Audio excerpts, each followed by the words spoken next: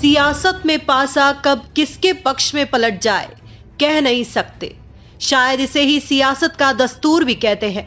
और इन दिनों अगर ऐसी ही तस्वीर देखनी है तो शायद इसका नजारा भाजपा से बेहतर कहीं और नहीं दिखाई देगा, क्योंकि अब तक जिसे दरकिनार करने की पुरजोर कोशिश की जा रही थी, अब उसे ही तरजीह दी जा रही है। और शायद इसे ही सियासत का संतुलन भी कहा जा सकता है। दरअसल राजस्थान भाजपा ने शनिवार को प्रदेश कार्य समिति सदस्यों की घोषणा कर दी। इस समिति में कुल 93 सदस्यों को शामिल किया गया है, जिनमें से 50 नेताओं को विशेष आमंत्रित सदस्यों के रूप में इस समिति में शामिल किया गया। इस समिति में पूर्व मुख्यमंत्री वसुंधरा राजे के नजदीकियों को भी जमकर तरजीह दी गई।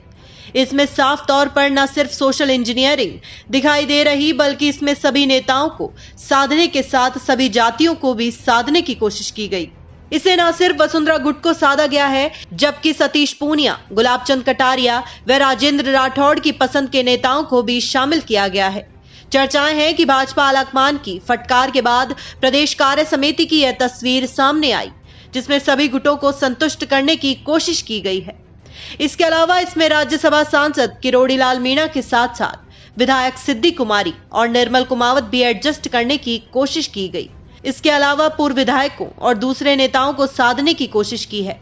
लिहाजा इसमें पूर्व विधायक ज्ञानदेव आहूजा, प्रभुलाल सैनी, कृष्णेंद्र कौर, डॉक्टर राम प्रताप, सुरेंद्र पाल सिंह टीटी सहित कई नाम शामिल किए गए हैं।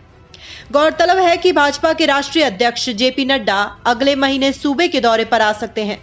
लिहाजा पिछले दिनों दिल्ली में हुई भाजपा नेताओं की बैठक में भाजपा प्रदेश अध्यक्ष सतीश पूनिया को साफ निर्देश दिए गए थे कि नड्डा के दौरे से पहले कार्य समिति की घोषणा और अग्रिम मोर्चे व प्रकोष्ठों की घोषणा की जाए।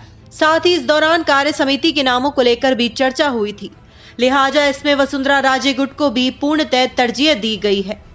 बहरहाल पिछले दिनों वसुंधरा राजे भी दिल्ली दौरे पर थी, ऐसे में इसे उससे भी जोड़कर देखा जा रहा है।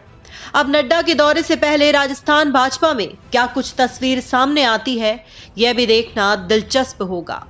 Bureau report, the fact India.